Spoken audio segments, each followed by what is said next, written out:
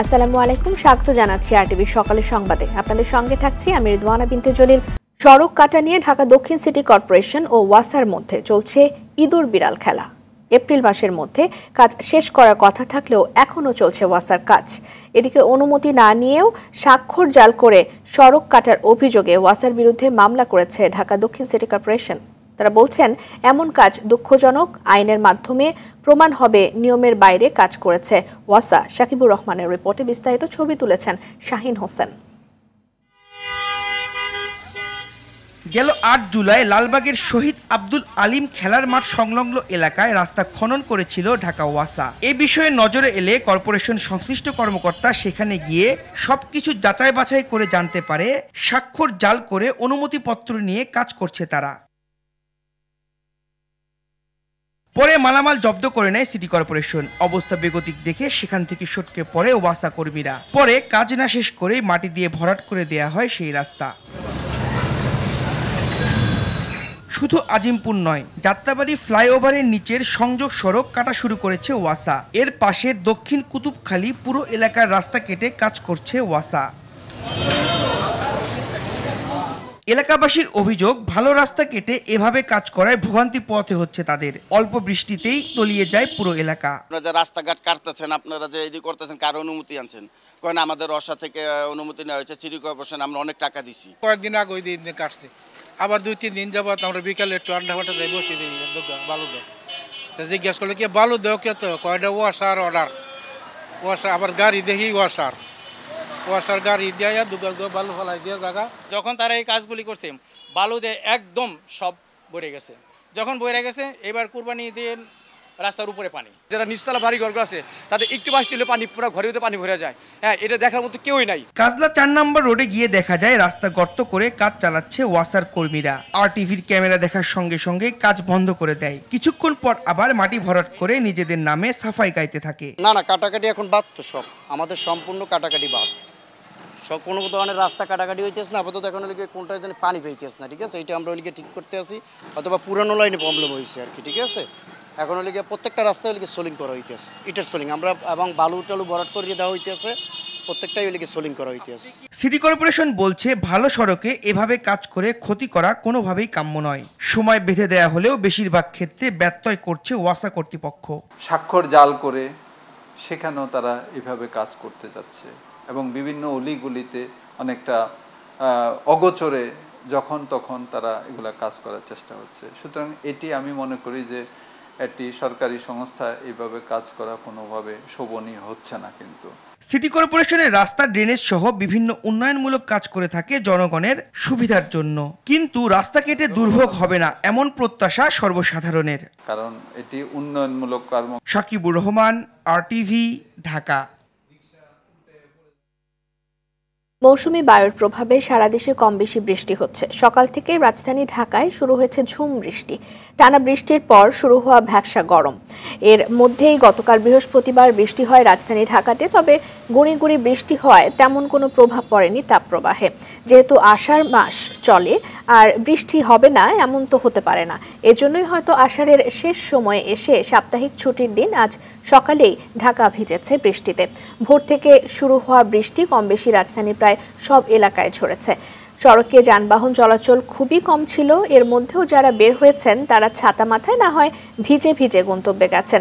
আবহাওয়া অধিদপ্তর বলছে যে মৌসুমী বায়ু সক্রিয় রয়েছে, যার ফলে দেশের সব বিভাগেই শুক্রবার রয়েছে বজ্রসহ বৃষ্টির পূর্বাভাস। কোথাও কোথাও হতে পারে ভারী বর্ষণও।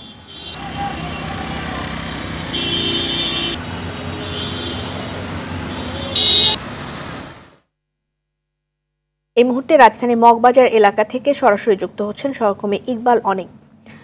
অনেক সকাল থেকেই ঝুম বৃষ্টি। রাস্তার কি অবস্থা, পানি জমেছে কেমন এবং সাধারণ মানুষের ভোগান্তির বিষয় একটু জানতে চাই। রিজওয়ানা, আপনি যেমনটি বলছিলেন যে আজ শুক্রবার ছুটির দিন। শুক্রবার ছুটির দিনে সকাল ৬টা থেকে কিন্তু রাজধানীতে এ পর্যন্ত প্রায় ৪ ঘন্টার মতো বৃষ্টিপাত হয়েছে। আমি এই মুহূর্তে আছি রাজধানীর মগবাজার এলাকায়। সেই এলাকাটাতে আপনাকে যদি দেখাই যে বৃষ্টির পানি জমে কিন্তু এখানে জলাবদ্ধতার সৃষ্টি হয়েছে এবং যানজটেরও সৃষ্টি হয়েছে। এখানে কিন্তু দীর্ঘ বৃষ্টির ফলে হাঁটু পানি জমে গিয়েছে এবং এই পানিতে হচ্ছে যেসব যানবাহন চলাচল করছে সেগুলোর ইঞ্জিনে পানি প্রবেশ করে সেগুলো কিন্তু বিকল হয়ে দাঁড়িয়ে আছে ঘন্টার পর ঘন্টা। তারা কিন্তু এখানে অপেক্ষা করছেন, যেহেতু তাদের ইঞ্জিনগুলো বিকল হয়ে আছে, তারা এখান থেকে যেতে পারছেন না। আর এই জলাবদ্ধতার কারণে কিন্তু যানজটের সৃষ্টি হয়েছে। কিছুক্ষণ আগেও এখানে ভালোই যানজট ছিল, কিন্তু এখন কিছুটা কম।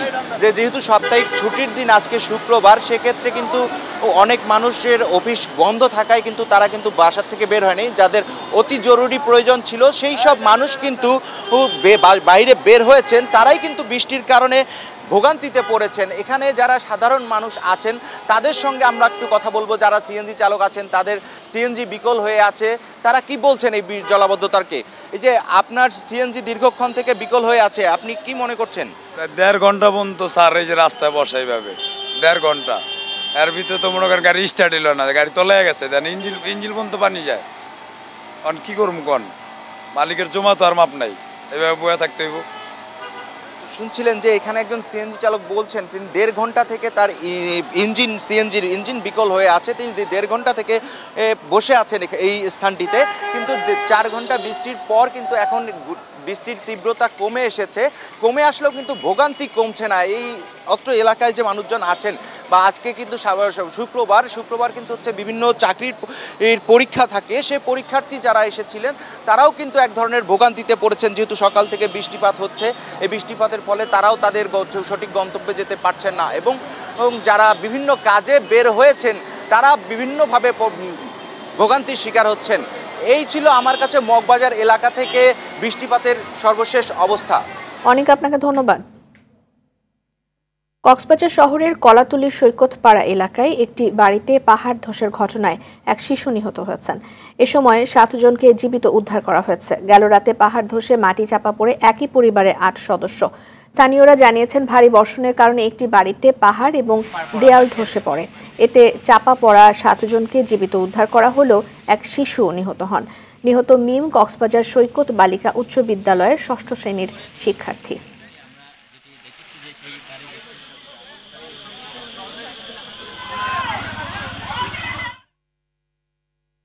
বৃষ্টি ও পাহাড়ি ঢলে দেশের উত্তর পূর্ব উত্তরাঞ্চলে বাড়ছে নদ নদীর পানি। সুনামগঞ্জে সুরমা নদীর পানি শহরের 16 ঘর পয়েন্ট বিপদসীমার 26 সেন্টিমিটার উপর দিয়ে প্রবাহিত হচ্ছে।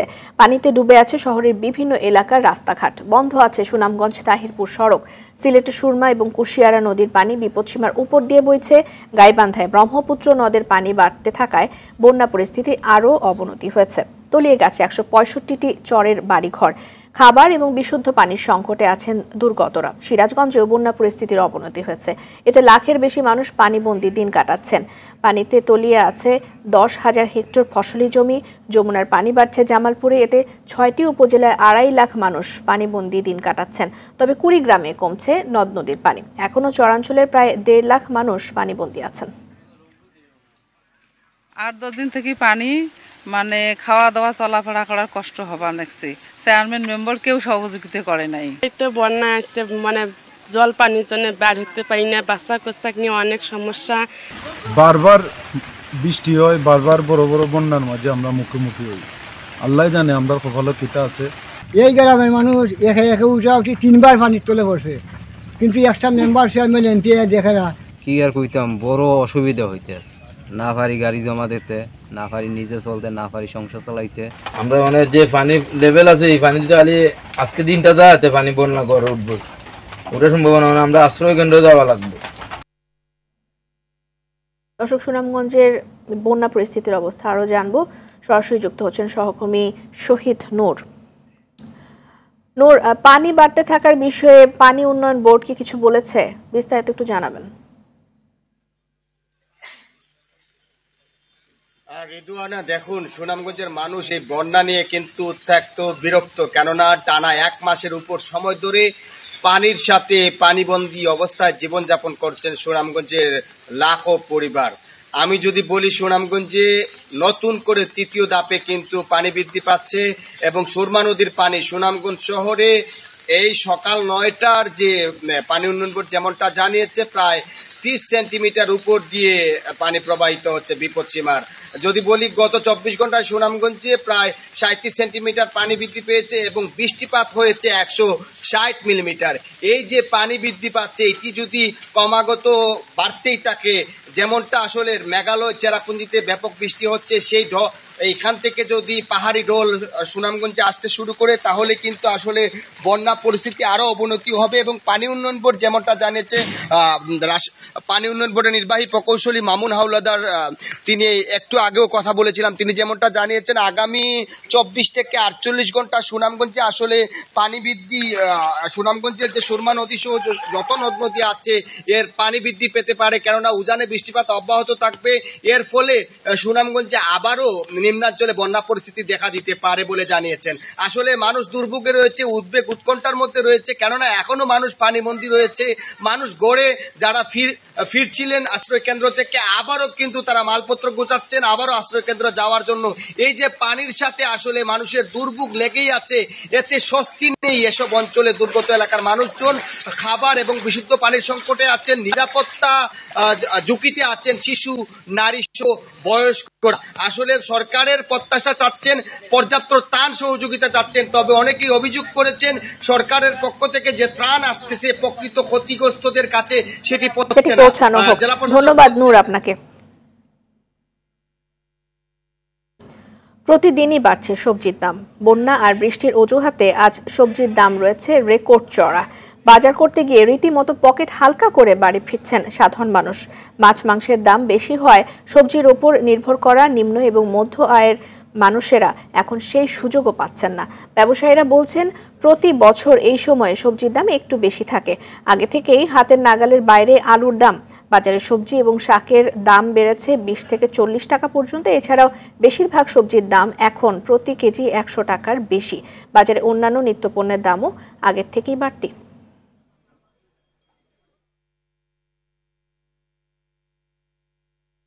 এই মুহূর্তে বাজার থেকে সরাসরি যুক্ত হচ্ছেন সহকর্মী শাকিলা করিম। শাকিলা, সারাদিনই তো বৃষ্টি হলো, সকাল থেকে বৃষ্টি হয়েছে, তো একটু জানবো বাজারে পণ্যের সরবরাহ কেমন, দামের কি অবস্থা, সবকিছু মিলে একটু জানাবেন। রিদওয়ান, আপনি যেমনটি বলছিলেন সকাল থেকে বৃষ্টি, হাতিরপুর এলাকায় কিন্তু এখন তুমুল বৃষ্টিপাত হচ্ছে এবং এই বৃষ্টির কারণে কিন্তু বাজারে ক্রেতার উপস্থিতি একটু কিছুটা কম। তবে বিক্রেতারা বলছেন যে হয়তো বেলা বাড়ার সাথে সাথে, আজ যেহেতু শুক্রবার, বেলা বাড়ার সাথে সাথে হয়তো ক্রেতার উপস্থিতি বাড়তে পারে একটু যদি বৃষ্টি কমে। কিন্তু বাজারে আমি পণ্যের সরবরাহ মোটামুটি যথেষ্ট দেখছি এবং পর্যাপ্ত পরিমাণেই আছে। তবে সবজির সরবরাহ থাকলেও সবজির দাম কিন্তু একটু বাড়তির দিকে, আপনি যেমনটি সংবাদে বলছিলেন। আপনাকে আরেকটু জানিয়ে রাখি যে কাঁচামরিচের দাম কিন্তু আসলে অনেক বেশি বেড়ে গেছে। গত এক সপ্তাহের তুলনায় কাঁচামরিচের দাম কিন্তু প্রায় 80 থেকে 100 টাকা বেড়ে গেছে। একই সাথে পেঁয়াজের দাম বেড়েছে কেজি প্রতি 10 টাকা, আলুতে কেজি প্রতি বেড়েছে 5 টাকা, অর্থাৎ আলু এখন 65 টাকা কেজি দরে বিক্রি হচ্ছে এবং পেঁয়াজ 120 টাকা কেজি দরে বিক্রি হচ্ছে। আপনাকে যদি সেই সাথে একটু বলি মাছের বাজারের কথা, মাছের বাজারেও কিন্তু পণ্যের দাম বেশ চড়া। মাছের বাজারে আপনার মাছের দাম বেশ চড়া। সেখানে প্রতি কেজি চিংড়ি মাছ বিক্রি হচ্ছে 700 থেকে 800 টাকার মধ্যে। এটা আপনার চিংড়ি মাছ কেজি অনুযায়ী বিক্রি হচ্ছে 700 থেকে 800 টাকা। একই সাথে যেসব সাদা মাছ রয়েছে অর্থাৎ কার্প জাতীয় মাছ, সেগুলোও কিন্তু দাম বাড়তির দিকে। এবং তারা বলছেন যে এই বৃষ্টির কারণে, যেহেতু অতিরিক্ত বৃষ্টি, সেই বৃষ্টির কারণে কিন্তু অনেক জায়গায় আপনার পণ্য আনতে কিন্তু তাদের পরিবহনে কিন্তু সমস্যা হচ্ছে, যার কারণে পণ্যের দাম বাড়ছে। এবং একই সাথে আপনাকে একটু জানিয়ে রাখি যে কাঁচা বাজারে যেসব কাঁচা বাজার সবজি রয়েছে, সেই সবজির মধ্যে কিন্তু করলা কেজি প্রতি বিক্রি হচ্ছে 120 টাকা কেজি দরে, বেগুন বিক্রি হচ্ছে 120 টাকা কেজি দরে এবং অন্যান্য সবজির দামও বাড়তির দিকে। টমেটোর কেজিও কিন্তু 200 টাকা, 180 থেকে 200 টাকার মধ্যে এবং প্রত্যেকটা জিনিসের দামই বেশি। তারা বলছেন যে গত মার্চ এপ্রিল মাসে যেহেতু প্রচণ্ড খরা ছিল এবং খরার পরে আবার এই বৃষ্টির কারণে অনেক গাছপালা, সবজির গাছ নষ্ট হয়ে গেছে, যার কারণে সবজির দাম কিন্তু বাড়তির দিকে। এবং এই সবজির দাম কবে নাগাদ কমতে পারে তেমন কোনো সঠিক তথ্য বিক্রেতারা বা ব্যবসায়ীরা কিন্তু আমাদেরকে দিতে পারেনি। তো রিদওয়ানা, এই ছিল আমার কাছে সর্বশেষ বাজার থেকে। ধন্যবাদ শাকিলা। সরকারি চাকুরিতে কোটা সংস্কারের দাবিতে শুক্রবার সারা দেশে ক্যাম্পাসে বিক্ষোভ মিছিল এবং সমাবেশ করবেন শিক্ষার্থীরা। বৃহস্পতিবার রাজধানীর শাহবাগে অবরোধ কর্মসূচি শেষে এই ঘোষণা দেন তারা। এর আগে রাজধানীর শাহবাগের 4 ঘণ্টা অবরোধ শেষে কর্মসূচির ঘোষণা করেন শিক্ষার্থীরা। সংসদে জরুরি অধিবেশন ডেকে আইন পাশ না হওয়া পর্যন্ত আন্দোলন চালানোর কথাও জানান তারা। সরকারি চাকুরিতে কোটা সংস্কারের দাবিতে গেল কয়েকদিন রাজধানী সহ বিভিন্ন শহরে সড়ক আটকে বিক্ষোভ করছেন শিক্ষার্থীরা। এতে চরম ভোগান্তি পোহাচ্ছেন সাধারণ মানুষ।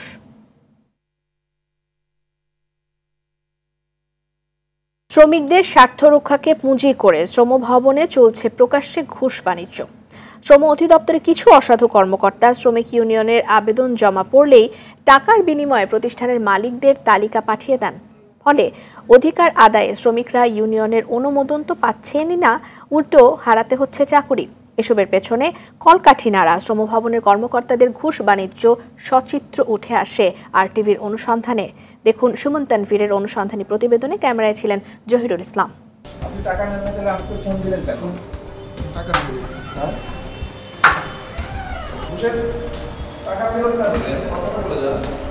গত 1.5 মাসের অনুসন্ধানের শেষের দৃশ্য এটি।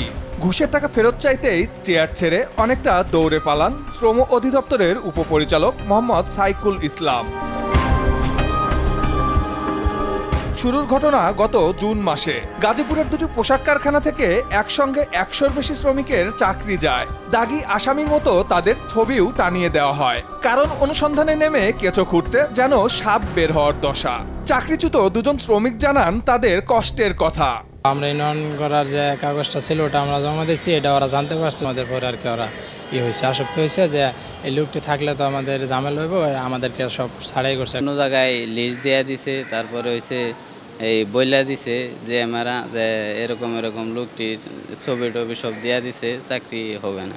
ইউনিয়ন করতে 20% শ্রমিকের সম্মতি লাগলেও নাম জানার সুযোগ নেই মালিক পক্ষের। তাহলে আবেদন জমা হওয়া মাত্রই কি করে তালিকা পেয়ে যাচ্ছেন মালিকরা?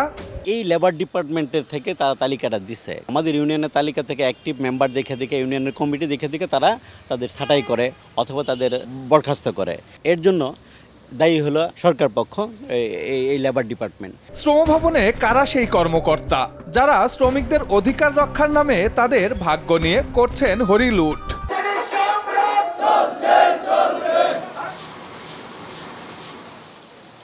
নিজেদের সন্দেহের বাইরে রাখতে একটি প্রতিষ্ঠানের অনুমতিক্রমে তানভীর হাসান তথা নিজের নামে একটি প্রতিষ্ঠানের ভিজিটিং কার্ড করি আমরা। মালিকদের হয়ে ওই কোম্পানির HR ম্যানেজার হিসাবে এবার আমাদের গন্তব্য শ্রম ভবন। ইউনিয়নের কাগজ দেখিয়ে রেজিস্ট্রেশন বন্ধের প্রক্রিয়া জানতে চাইলে প্রধান সহকারী সাইদুর রহমান প্রথমে কিছুটা গড়িমসি করলেও কিছুক্ষণের মধ্যেই জানিয়ে দেন টাকা লাগবে 2,70,000। আমরা দুটোই একটু কাজ করা যাবে যদি কাজটা আপনার করার সুযোগ থাকে। 1-2 তাহলে কত? 270। কিন্তু তো 20,000-এর জন্য আপনারা ই করতেছেন। 20,000-এর জন্য না করে ওটা আড়াই করে দেন, তাহলে তো। একই বিষয়ে শ্রম দপ্তরের উপপরিচালক সাইকুল ইসলামের কাছে যায় এই প্রতিবেদক, যিনি এর আগেও একাধিকবার ফোন দিয়েছেন ওই কারখানায়। রাগঢাক না রেখেই তাই জানিয়ে দেন 3 লক্ষের নিচে কাজ হবে না, তবে টাকা দিতে হবে বাইরে কোথাও। একটু চাপ হয়ে যাবে, চাপ না, এখন এগুলি আসলে শেষ করতে তো আমাদেরও তো মানে একটা জিনিস সেটেল করবে যাতে আর এটার না হয়, এই ব্যবস্থাটাতে আপনি আমার এটা দেন। হ্যাঁ, আমার কথা হচ্ছে আমার যাতে থেকে আমি ক্লিয়ার থাকবো যেন আপনার একটা কিছু করা। এবার ওই পোশাক কারখানার পক্ষ থেকে টাকা নিয়ে উত্তরায় যায় প্রতিবেদক। নির্দিষ্ট রেস্টুরেন্টে যথাসময়ে আসেন সেই কর্মকর্তা, গুনে গুনে বুঝে নেন অগ্রিম টাকা। দ্রুত সময়ের মধ্যে বাকি টাকা দিয়ে দেওয়ারও তাগিদ দেন। 3 লক্ষ না, প্রথম কাজ হিসাবে 50,000 টাকা ছাড়ও দেন তিনি। সুন্দর এটা দেন আর ওইটা যেভাবে হোক আমি দুইটা একসাথে অ্যাডজাস্টমেন্ট করে দিয়ে দেবো, দুইটা মিলে আমি আড়াই বলছি। আমি 50 তাহলে আপনাকে দিলাম, আর হচ্ছে আমাদের বাকিটা দিয়ে দিতে হবে। পেন্ডিং রাখলে আমি কাজটা করবো কীভাবে, বাকিটা তো আমার উপর আপনারা ছাড়ে দেন না, টেনশনের কোনো কারণ নাই। এর মধ্যে প্রধান সহকারী সাইদুর রহমানও বারবার ফোন করে টাকার জন্য তাগাদা দিতে থাকেন। ফেডারেশন সহ সংশ্লিষ্ট এরিয়ার সহকারী পরিচালক সাজ্জাদ ও আশরাফুল আহমেদের সঙ্গেও নাকি রফাদফা করে ফেলেছেন তিনি। আচ্ছা ঠিক আছে, আজকে তো ওই যে ওইটা ওকে আছে, এখন এটা নিয়ে হচ্ছে ফাইনালি কথা বলতে পারতেছি না, ওরা ওই 170-তে কিছুতেই রাজি হচ্ছে না। 1.5 বলে দেন, 1.5 বলে। 1,50,000 তো আপনি বলতেছেন, মানে 1,30,000 ওরা বলতেছে, আমি তাহলে কি বলবো? মাঝামাঝি মানে 1,40 বলতেছেন, বলবো? আপনি সাজ্জাদ ভাইয়ের সাথে একটু কথা বললেন না? বলছেন অলরেডি। আচ্ছা বলছি। এবার সাংবাদিক পরিচয়ে শ্রম ভবনে যায় এই প্রতিবেদক। পরিচয় জেনে শুরু করেন তালবাহানা। আমি কোনো আপনার সাথে কোনো ইয়া করিনি, আমি বন্ধ করে আপনার কথা বলতেছি। আপনার সব রেকর্ড তো আমার কাছে আছে ভাই। এখানে তো আপনি আমাকে ফোন দিয়েছেন, এই ফোনটা আপনি নাম্বার কোথা থেকে সংগ্রহ করছেন তো হচ্ছে জন্য ফোন দিয়েছেন। না আমি আপনাকে ফোন দেইনি। এটা কি দেখাচ্ছে? না আমি আপনাকে ফোন দেইনি, আপনি আপনার কথা বলেন। আমি আপনার কাছে কোনো টাকা চাই, এইভাবে আপনি ভিডিও করতেছেন নাকে মুখে রাখেন। আর উপপরিচালক সাইকুল ইসলামের জবান তো বন্ধ হওয়ার দশা। আপনাদের সরকার বেতন দেয় তাদের অধিকার রক্ষায়, আপনারা সেটা না করে উল্টোটা করছেন।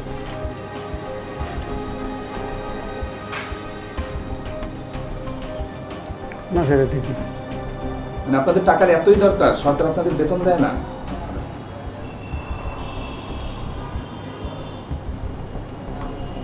যদি কোনো ভুল থাকে সেটা অবশ্যই অনুরোধ। বিষয়টি বিভাগীয় পরিচালক আশরিফ মাহমুদের নজরে আনলে তিনি এক নজরেই অভিযুক্তদের চিনে ফেলেন।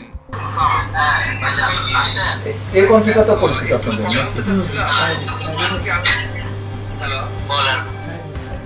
আমি মনে করতেছি আমার প্রধান সহকারী সাইদুর, আপনারা কি মনে করেন? সাইদুর না? এটা তো মানে কোনো ডাউট নাই আপনাদের নাকি? আপনাদের কর্মকর্তা? জি আমাদের দেখা ছবি। আপনাদের কোন ডেজিগনেশনে আছে? উপপরিচালক। একজনের জন্য দুজনের জন্য সরকার দেশের প্রতিষ্ঠানে ভাবনা নষ্ট হয়। ঘটনা জেনে বিব্রত অধিদপ্তরের মহাপরিচালক অভিযুক্তদের বিরুদ্ধে ব্যবস্থা নেওয়ার আশ্বাস দেন। অবশ্যই আমার জন্য বিব্রতকর, আপনি যেটা করছেন এটা আমি এক্সপেক্টেড না, প্রত্যাশিত না, বাট আমি ব্যবস্থা নিচ্ছি অ্যাজ ডিজি, অবশ্যই ব্যবস্থা নিব। সুমন তানভীর, RTV, ঢাকা। পিএসসির প্রশ্ন ফাঁসের অভিযোগে গ্রেফতার গাড়ি চালক সৈয়দ আবেদ আলী মাদারীপুরের ডাসারে সরকারি জমি দখল করে গরুর খামারের নির্মাণ কাজ শুরু করেছিলেন। খবর পেয়ে সেই স্থাপনার সীমানা দেয়াল ভেঙে দেয় প্রশাসন। তবে স্থাপনা সরিয়ে নিতে আবেদ আলীকে নোটিশ দেয়া হলেও তিনি তা শোনেননি। মাদারীপুর থেকে মঞ্জুর হোসেনের প্রতিবেদন, জানাচ্ছেন সৈয়দ মাহমুদ। অবৈধ সম্পদ উপার্জন ও সরকারি চাকরির প্রশ্ন ফাঁস করেই ক্ষান্ত হননি কুলি থেকে কোটিপতি হওয়া সৈয়দ আবেদ আলী। মাদারীপুরের ডাসারে সড়ক ও জনপদ বিভাগের জায়গা দখল করে গরুর খামারের নির্মাণ কাজ শুরু করার অভিযোগ রয়েছে তার বিরুদ্ধে। ডাসারের কমলাপুর বাজার সংলগ্ন সেতু পার হলেই দেখা মিলে আবেদ আলীর সেই খামারের। সরকারি জায়গায় খামার বানাতে পিলার আর ইটের গাঁথুনি বসিয়ে ফেলেছিলেন তিনি। এরপর প্রশাসনের হস্তক্ষেপে চলতি বছরের ফেব্রুয়ারিতে বন্ধ হয় নির্মাণ কাজ। এটা তো অন্যায়, সরকারি জায়গা দখল করে কেন এই গরুর ফার্ম উঠাতে যাবে? ডাসার উপজেলা প্রশাসন জানিয়েছে অবৈধ স্থাপনা সরাতে আবেদ আলীকে নির্দেশ দেওয়া হয়েছিল। এমনকি সড়ক ও জনপদ বিভাগের নির্বাহী প্রকৌশলীকে এ বিষয়ে চিঠি দেওয়া হয়েছিল। এরপর নির্মাণ কাজ বন্ধ করলেও স্থাপনা সরাননি আবেদ আলী। সে বিষয়ে আমরা তাৎক্ষণিকভাবে তাকে সতর্ক করেছিলাম এবং যে অংশটুকু ছিল ওনার রোডস অ্যান্ড হাইওয়ের জায়গায়, আমরা উপজেলা প্রশাসন থেকে সেটা রোডস অ্যান্ড হাইওয়ে এক্সএন মহোদয়কে চিঠির মাধ্যমে অবহিত করেছি। এদিকে মাদারীপুর সড়ক ও জনপদ বিভাগের নির্বাহী প্রকৌশলী নাজমুল হাসান জানান, স্থাপনা সরানো না হলে প্রয়োজনে আবেদ আলীর বিরুদ্ধে আইনগত ব্যবস্থা নেওয়া হবে। আমাদের তো শুধু এই একটা না, আরো বেশ কয়েক জায়গায় এরকম আছে যে আমাদের জায়গার মধ্যে অবৈধভাবে করা হচ্ছে। ঈদে মানে আগে আমরা একবার চেষ্টা করেছিলাম সেটার জন্য, আমার এটা এখন কন্টিনিউয়াস চলতে থাকবে। সৈয়দ মাহমুদ, RTV। ব্রহ্মপুত্র নদের তীব্র ভাঙন চলছে ময়মনসিংহের গৌরীপুরে। এরই মধ্যে ঘরবাড়ি হারিয়ে নিঃস্ব হয়েছেন শতাধিক পরিবার। নদী গর্ভে চলে গেছে ফসলি জমি। অনেকে ঘরবাড়ি হারানোর আতঙ্কে অন্যত্র সরিয়ে নিচ্ছেন। শেষ সম্বল রক্ষায় ব্যবস্থা নেওয়ার পাশাপাশি সহযোগিতার দাবি স্থানীয়দের। ময়মনসিংহ সংবাদদাতা মোজাম্মেল খোকনের তথ্যচিত্রে জানাচ্ছেন নাদিরা সুলতানা। চোখের সামনে নদীগর্ভে বসত ভিটা ফসলি জমি হারিয়ে পাগলপ্রায় বৃদ্ধ আব্দুল খালেক ঘরবাড়ি হারিয়ে পরিবার নিয়ে বিপাকে পড়েছেন তিনি। প্রতিবছর বর্ষা আসলে উজানের ঢলে ব্রহ্মপুত্র নদের তীরে ভাঙন শুরু হয়। এবারও তীব্র ভাঙনে দিশেহারা মানুষ, শত শত একর ফসলি জমি, বাপদাদার বসত ভিটা হারিয়ে নিঃস্ব হয়েছে ময়মনসিংহের গৌরীপুর উপজেলার 100-র বেশি পরিবার। ভাঙনের ঝুঁকিতে থাকায় অনেকেই ঘরবাড়ি অন্যত্র সরিয়ে নিচ্ছেন। আমার বাপ দাদার আমার 100 বড় সম্পদ এই যে ভাঙ্গা, এই যে জায়গাটা জমিটা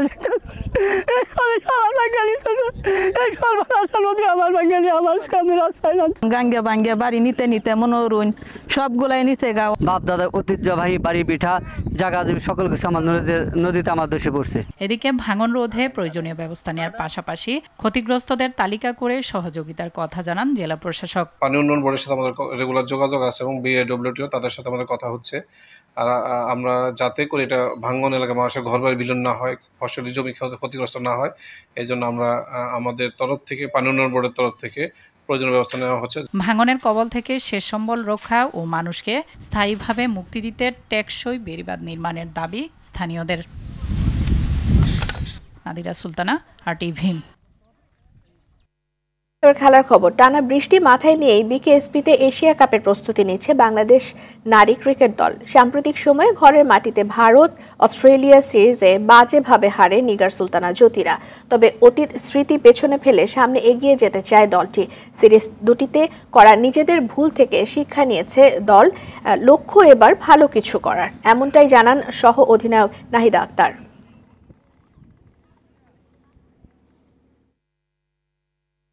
টালমাটাল অবস্থায় পাকিস্তানের ক্রিকেট বিশ্বকাপে ভরাডুবির পর দলের অন্তর্কোন্দলের খবর প্রকাশ্যে আসা শুরু হয়েছে। বাংলাদেশের বিপক্ষে আসন্ন হোম সিরিজে বাদ পড়তে পারেন বেশ কিছু সিনিয়র ক্রিকেটার। তাই এই তালিকায় নাম আছে পেসার শাহেন শাহ আফ্রিদির। পাকিস্তানের গণমাধ্যম এমন খবর প্রকাশ করেছে। খবরে বলা হয়েছে বিশ্বকাপে ভরাডুবির কারণ হিসেবে কোচ গেরি কার্স্টেন প্রতিবেদন দিয়েছে। সেখানে কোচ এবং ম্যানেজমেন্টের সাথে আফ্রিদির অসদাচরণের বিষয়টি উঠে আসে। এছাড়াও দলের অন্তর্কোন্দলের খবর সে প্রতিবেদনে প্রকাশ করেছে টিম ম্যানেজমেন্ট। আর এই অবস্থায় শাস্তির অংশ হিসেবে শাহেন শাহ আফ্রিদিকে দল থেকে বাদ দেয়া হতে পারে। সকালের সংবাদ এ পর্যন্তই। সবশেষ সংবাদ জানতে যে কোনো মোবাইল ফোন থেকে 24141 নাম্বারে ডায়াল করুন। মধ্যাহ্নের সংবাদ দুপুর 12টায় দেখার আমন্ত্রণ রইল। ধন্যবাদ সবাইকে।